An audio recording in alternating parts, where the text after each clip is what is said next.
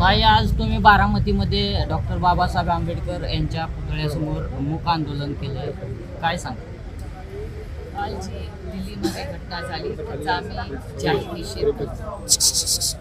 गवई साहेबांवर जो हल्ला झाला हा मला विश्वासच बसत नाही की अशी घटना आपल्या भारतात होऊ शकते.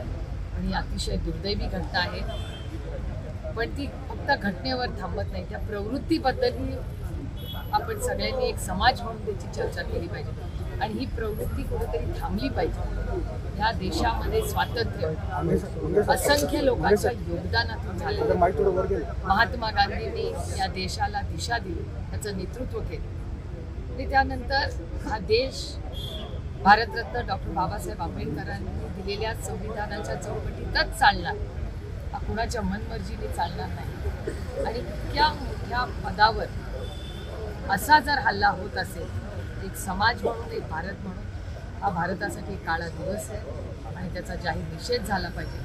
आणि आपण सगळ्यांनी मिळून जबाबदारी घेतली पाहिजे. मी भारत सरकारशीही पार्लमेंटमध्ये विनंती करणार आहे की भारत सरकारने याची एक चर्चा घडवून आणली पाहिजे पार्लमेंटमध्ये, त्याचा निषेध झाला पाहिजे, पार्लमेंटमध्ये निषेध झाला पाहिजे आणि चर्चासत्र घेऊन अशा घटना किंवा अशा प्रवृत्तीला ही पुढे जाता कामा नये आणि प्रवृत्ती, चुकीची प्रवृत्ती कुठेतरी थांबली पाहिजे.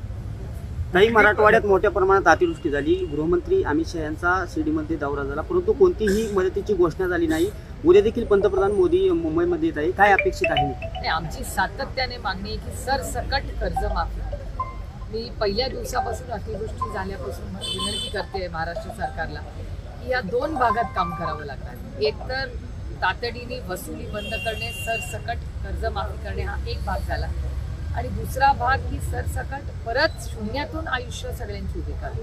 म्हणजे मग शेतीला नवीन कर्ज असेल, लोकांच्या घरा काही ठिकाणी उद्ध्वस्त झाले ती पुन्हा बांधणी करणे, रस्ते तिथे करणे, शाळा करणे, अंगणवाडी करणे आणि त्या गावामध्ये जे 12 गुत्तेदार आहेत, शेतकऱ्यांचं तर प्रचंड नुकसान झालंय, पण छोटं गावात व्यवसाय करणाऱ्या असंख्य लोकांचंही झालेलं, त्यांनाही आधार देण्याची गरज आहे. त्यामुळे खूप मोठा रिहॅबिलिटेशन, म्हणजे एकीकडे पहिली सरसकट कर्जमाफी, त्याच्याबरोबर आता वसुली पूर्ण बंद करणे आणि नवीन कर्ज देऊन पुन्हा आयुष्यात त्यांना उभं करणं, अशा दोन भागांमध्ये सरकारला काम करावं लागेल.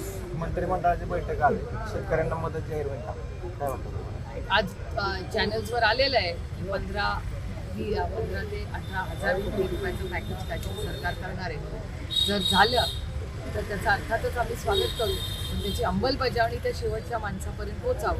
तुम्ही कॅबिनेट विस्तवर वाट बघू. ताई, शिवसेना पक्ष आणि धनुष्यबाण चिन्हाबाबत उद्या अंतिम सुनावणी होणार आहे, यामध्ये सर्वोच्च न्यायालयाने तसं जाहीर केलंय, कसं बघताय सगळं? हा ट्विट आलेला आहे, मी लिस्टिंग अजून पाहिलेलं नाही, त्याच्यामुळे मीही वकिलांना फोन केलेला आहे. नक्की काय माहिती आहे सुप्रीम कोर्टातून घेऊ, कारण का असीम सरोदेंचं ट्विट आलं आहे असं मला कळलेलं आहे, पण मी स्वतः लिस्टिंग पाहिलेलं नाही. त्याच्यामुळे मी असीम सरोदेंशी बोलणार आहे आणि मी अनिल देसाईजी वगैरे सगळं हे केसचं बघतो आम्ही, कारण का आमच्या सगळ्या एकत्रच आहेत केसेस.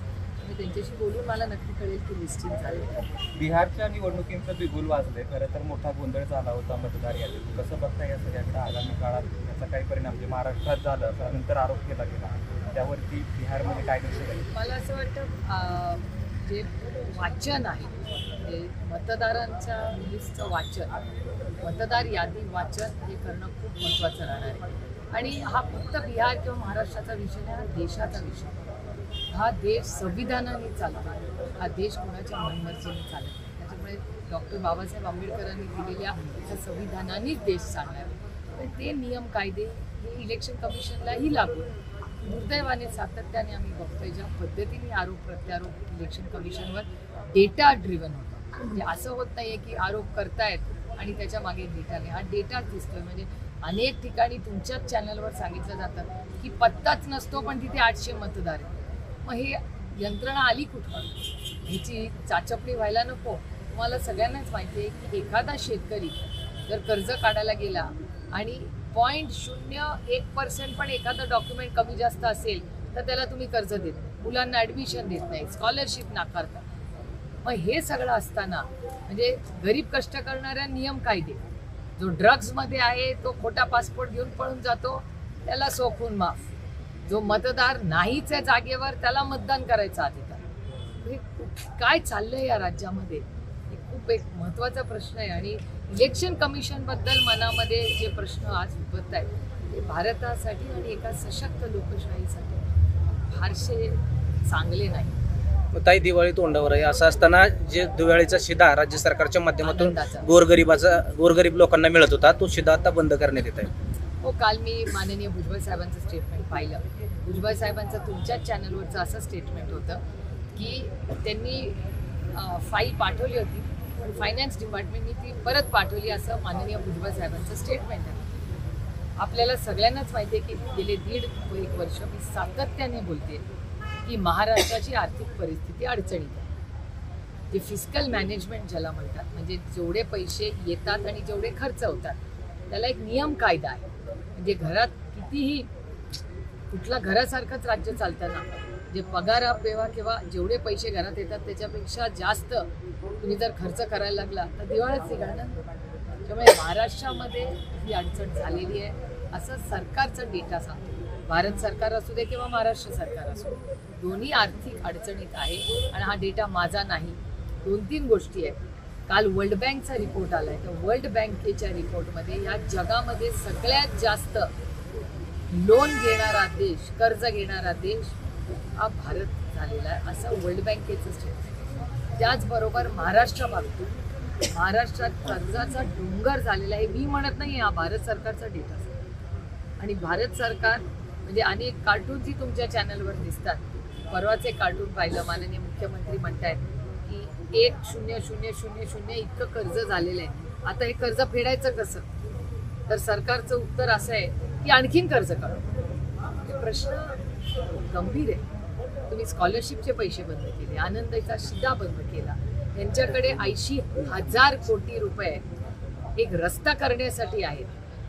पण सरसकट कर्जमाफी, आनंदाचा शिधा, स्कॉलरशिप, लाडक्या बहिणी योजनेमध्ये 2100 रुपये सांगितलेले, त्यातलं एकही काम झालं.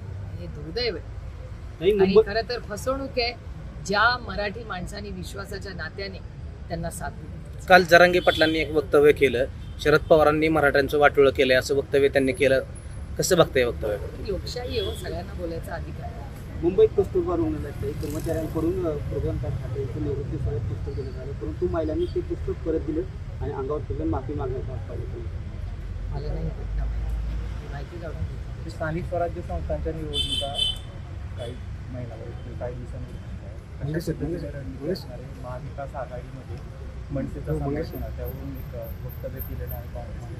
मला असं वाटतं आपल्याला आठवत असेल जेव्हा राष्ट्रवादी काँग्रेस पक्ष एक होता, शिवसेना एक होती, तेव्हा अनेक वेळा आमचे जेव्हा मित्र पक्ष काँग्रेस आणि आम्ही अनेक वेळा वेगळेच लढलेलो आहोत. किंवा सेना आणि भारतीय जनता पक्ष एक होते तेव्हा तेही अनेक ठिकाणी वेगळे लढलेले आहेत. त्याच्यामुळे लोकसभे आणि लोकसभा विधानसभेला आघाड्या युती वेगळी असते. हे इलेक्शन कार्यकर्त्यांचं असतं, कार्यकर्त्यांचा उत्साह असतो.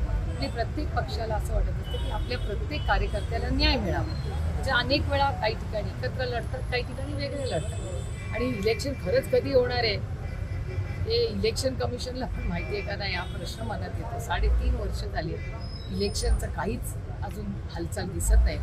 बघूया पुढे काय होईल तेव्हा, जेव्हा एकतर दसरा मेळाव्यात सगळेच व्यस्त होते शिवसेना वगैरे, तर पुढच्या आठवड्यात आमच्या सगळ्यांच्या बैठका आहेत. त्यामुळे दिवाळीपर्यंत साधारणपणे मनसेला महाविकास आघाडीमध्ये घेण्यासंदर्भात काही चर्चा सुरू आहे?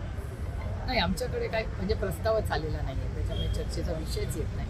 जेव्हा चर्चा होईल सविस्तर चर्चा करू आणि तुम्हालाही सांगू. दिवाळीच्या पाडव्याला राज्यभरातून लोक गोविंद बागेमध्ये येतात, यंदाचा पाडवा कसा असेल बघूया. कारण 2-3 महत्त्वाच्या गोष्टी झालेल्या आहेत. एक तर पवारांकडे यावर्षी दिवाळी होणार नाही, कारण 2 गोष्टी झालेल्या आहेत. महाराष्ट्रात प्रचंड अतिवृष्टी झालेली आहे, त्याच्यामुळे दिवाळी साजरी करायची का नाही हा एक मोठा प्रश्न आहे. त्याबरोबर माझ्या काकीही यावर्षी गेल्या, त्याच्यामुळे काय नक्की करायचं याची चर्चा आहे कुटुंब म्हणून आम्ही केलेली नाही. केल्यावर तुम्हाला नक्की. Okay, thank you.